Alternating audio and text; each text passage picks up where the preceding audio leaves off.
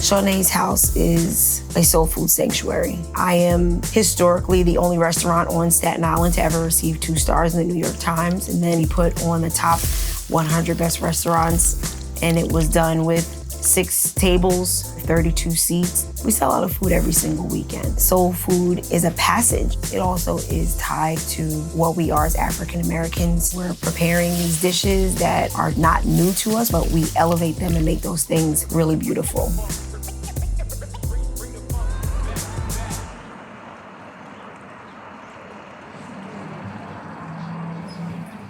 Hello, I am Shaw-naé, and you are at Shaw-naé's house right here in Stapleton, Staten Island. I need you guys to get in here so we can get it together because it's going to be a very busy night. This is my house. It is a very intimate space. I will say we got a living room. I started this whole project in my real house. So when I got into the business of actually owning a brick and mortar, it was like, don't stress it. Just open up exactly what you had at home. So it is a packed and very busy night tonight. I got a lot going on. All right, let's go get the vibes. Let's get cooking.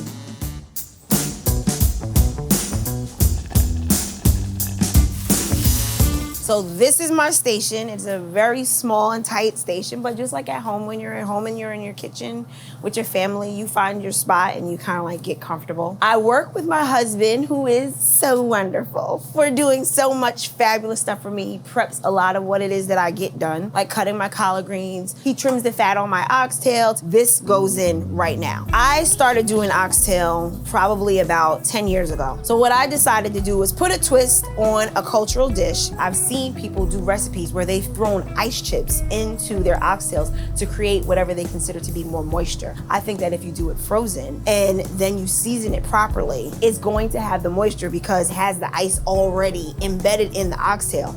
And then I put some bouillon in there because that gives it a nice little seasoning. It's going to make it even more just, I don't know, what's the word you want? Delectable, delicious, off the hook, crazy, out of control. Like, that's just what it is. A little bit of brown sugar. And then I have a secret blend and it'll have hidden spices in there that people keep trying to figure out and I never give them. Soul Food has adopted oxtail and they do cook it in the South, but this one is sort of like the twist on the Caribbean and on the Southern styled oxtail. I also like to put, so this is ashwagandha, and so I stick these things in here. Soursop leaves. They do all those good things for you. Just like your mom used to throw mushrooms in your spaghetti, that's what that is for me. Soul food for me is the experience. I believe that when I'm cooking soul food, I become the servant of unconditional love. It's not necessarily all about the food. It's about us making sure that we're serving people. All food is not the food that's best for us, that makes us feel good or reminds us of things that our families used to do or go through or experience, and I believe that soul food does that. This is browning sauce. It's burnt sugar, and it allows for the oxtail to have its color. My grandmother was a dietitian for over 40 years, and I know that my grandmother taught me a lot of different recipes when I was growing up. And it wasn't necessarily about the recipes in the food, it was about the technique and making sure that I could feed a lot of people at one time. Because she believed that if somebody walked in the door, they needed to be able to be fed. So this is a little bit of barbecue sauce. So I saw that Caribbeans, right, they were like putting ketchup in there, and I'm like, so not a fan of ketchup. Like, get the ketchup away from me. The barbecue sauce has molasses. It has a little bit of sugar in it. This is a little bit of starch, and that's to thicken it over time and it doesn't singe or burn. Putting this starch in here while it's cooking and me not having to disturb it made the recipe better. And I'm adding water into here right now because this is going to create the gravy and the broth for the oxtail. Literally, when I put this top on here and I go put this in the oven, you can forget about it. Stop talking to me about oxtail because it's not coming out for 4 hours. This is bye-bye. I told you, don't ask me about this, right? Like, we can't ask about this because when those doors open up, the oxtail orders go crazy. If you come here after 8 o'clock, just order something fried. That's all I can tell you. Oxtails are gone. We go through probably roughly about 30 pounds a day of oxtail. So we want to make sure that we get these oxtails in. I'm going to pretend to be super strong. It's very heavy. For now, 4 hours. When I tell you it has to be taken out at exactly 4 hours, it has to come out at exactly 4 hours. A minute over and those oxtails are like meat gravy, and you might as well just throw them on French fries. So mac and cheese is definitely a soul food staple. The elbows have already been cooked for 10 minutes, and then I start to combine my products in here to make it fabulous. I'm adding a little bit of milk here. The macaroni and cheese I started doing when I had my kids and had my family and family gatherings. They were asking me to do it, and I would try all these different cheeses. Every time that I tried it, I never liked it when it came out too sharp. I liked it more on the milder side. What I noticed with customers is they do too. People don't want the cheese to punch them in the face. They want the slight taste of like a cheddar, but they want things to be very like smooth and easy to take down. You gotta do what you like. So I got American, a mix of cheddar, mild cheddar, and I add a little bit of Monterey. I don't really think that macaroni and cheese is so much about the cheese. I think it's one, the way that you take care of it, and it's how you season it. I just think it should be just salt and pepper. So my grandmother was like, if you can't cook with salt and pepper and it don't taste good, get out the kitchen. And I'm like, cool, I got you. But we don't use no salt with the cute little girl holding the umbrella trying to trap us. We mess around with pink salt. And it's pink, it's cute, and I'm a girl. And then we're gonna add the heavier black pepper. I melt the cheese down just a little bit so that I can put it into the pans and layer it with more cheese and then put it in the oven so that it bakes. I do pretty much all the cooking, and I managed to do it because I've been doing it for a very long time. My husband, we have learned how to work together and figure these things out. He fills in every single blank and every single gap that I have going on in this kitchen to make sure that things are running as smoothly as possible. Hey, babe, honey, husband, can you get the pans for me for the macaroni and cheese? I love putting him on the spot. This is the beauty of marriage. Thanks, babe, you're the best. And we're gonna just layer it. Don't overdo it. We're good. Putting the cheese on top creates like a little blanket for it.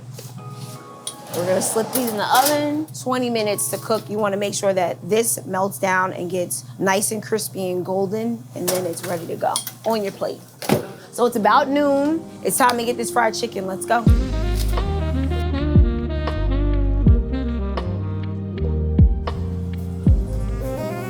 This is such a soul food staple right here. I personally love fried chicken. It's probably my vice. I don't know, because my dad is a fried chicken fanatic. He loves fried chicken, and we only eat the flats. My family is flat brat only. Then every single recipe that every single person in my family has ever done or worked on has been something that gets worked on moving all the way up into our 8th generation. And so I believe that I've improved my grandmother's version of certain recipes. One of my secret sort of things that I teach people when they don't know how to fry chicken is to do this. This is chicken broth, right? So I just added a little bit of bouillon. So I have what my husband calls magic. This is just a seasoning blend that I make here. It's a secret. I'll keep some things for myself. So I like to season my chicken first. And you wanna kind of mix it in and get it all good. I like to make the smaller batches. You wanna make sure that you don't crowd it. So now there's another layer of seasoning. What I do is I dip them in here. Or what you can do, if you don't really wanna mess with it, and you don't wanna be crazy about it, you just pour some in there. So we come over here to my flour. My dredge has seasoning in it. This is all purpose, AP, regular old grandma flour. I like the flat, cause it's just like, it looks sexy, it's cute. It's like, you know, it's like just a flat little piece of chicken, and just bite the meat off, and it's got 2 little bones in there. It's like fabulous. So I wanna make sure that I check my cooking oil. So you see it fizzling right there. That means that it's ready to go. And I'm putting just about 10 wings on each side. One of my cooking rules, chicken is very chatty, and it will talk to you when it first goes into the cooking oil. When chicken is done, it just shuts up. The grease, the cooking oil is quiet. By the time that happens, that chicken is so crispy and golden and beautiful, and it was like, you know when a girl put a dress on and she go like this? She knows she ready? That's how that chicken be doing it. It be knowing it's ready. So we do a double fry technique, and we do fry the chicken ahead of time, and then we store it, and then we bring it back out and we fry more. I'm gonna need to take this macaroni and cheese out because I cannot burn my macaroni and cheese. I gotta get it. So golden, it's such a blessing. So that's done. Cover it and put it in a steamer so that it stays hot into temperature. You wanna make sure you protect your people. Protect your neck like Wu-Tang, protect your mac and cheese.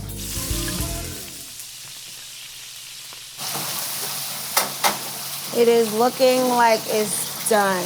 All the chicken is floating, and it's very quiet. It's like calm. It's like, I'm ready to go. So now we know to take it out. For the people who are a part of the flat tribe, right here. Woo, that's a golden flat right there, baby. You ain't messing with that. So I need to fry some more of this chicken because we gotta get these batches out, and then we're gonna get to this cornbread.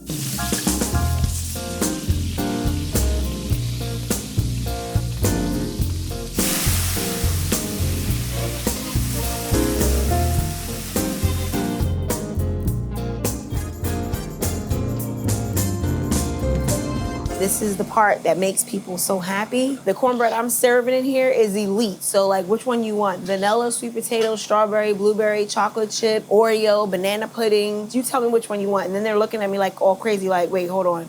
Did you just name multiple cornbreads? I'm like, yeah. For me, I don't really like mess with a whole lot of stuff. Cornmeal, sugar, flour, baking powder, baking soda, salt. This is the cornbread mix right here. I do a sweet potato cornbread dessert. Now this sweet potato cornbread dessert is punch your mom in the face delicious. Like when I tell you, can't nobody beat me doing this, can't nobody beat me doing this. These are my cooked sweet potatoes right here. But these are already, as some people would say, candied. And then you cannot be scared of how much you put of this in here. What the sauce of the sweet potatoes does is it softens it and makes it very, very moist. So a lot of people may say, oh, I don't like cornbread because it's very gritty. This right here will not do that. When I tell you it's fluffy, literally tastes like cake, it tastes like cake. I do have a sweet tooth. I'm not even gonna lie to you. I didn't decide to make sweet potato cornbread like a dessert because I have a sweet tooth. I made it like a dessert because I don't bake. Because I don't really care about the science of these things.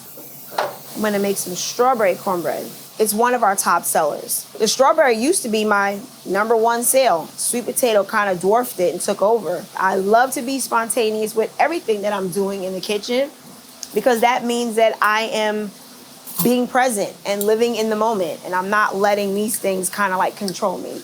Following a very, I won't say difficult time, but a pivotal time in my life. When I was in a coma, when I woke up, it said, chase your legacy and not the luxury. Opening up a restaurant was something I discovered I needed to do, but it was very little money put into us opening up this restaurant. After quitting my job, being a teacher for 10.5 years, walking away from all of that, I came into this food business. We took a huge dip for the first 2.5 years and didn't really see any customers. And then people just started to notice us. And then they came from all 5 boroughs, and then it spread very quickly like wildflower all over the world. So I'm gonna slip my strawberry cornbread into the oven, and these are gonna go for as long as I let them go.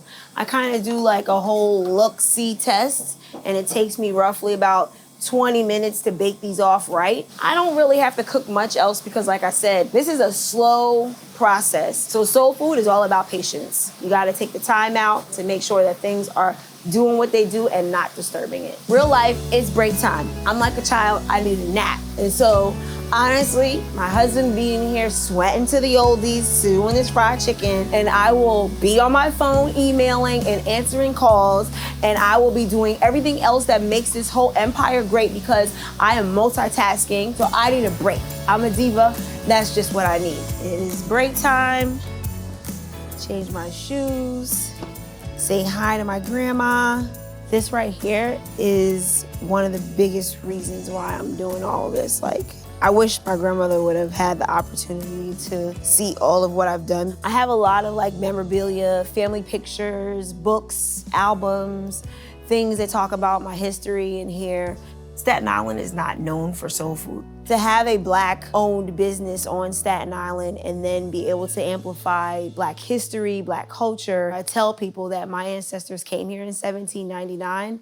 They purchased property in 1828 as the first African Americans to purchase land here. We are a registered stop on what used to be the Underground Railroad, and we are the oldest community inhabited by its original descendants in the United States. Giving them that tidbit of history, anybody that comes in here, they are stunned, their mouth is on the floor. So I don't get a history check anymore from the Department of Education, and I totally need a break because I am super duper exhausted. I definitely need to take it down a minute. So you guys gotta give me a second. Let me take my hair down.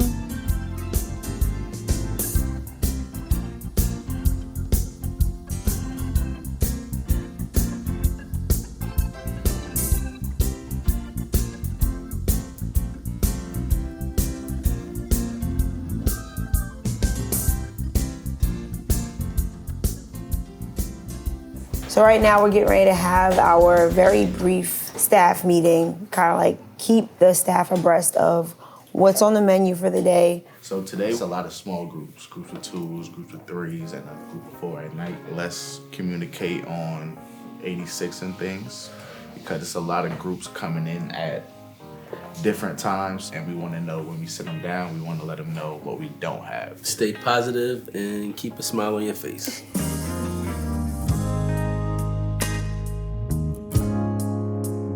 All right, so it's 5 o'clock. The customers are getting ready to knock the door down. I'm very happy that you guys came into my house, but now it's time for you to get the hell out. So, mi casa is kind of su casa. Good night. Bye. I love y'all.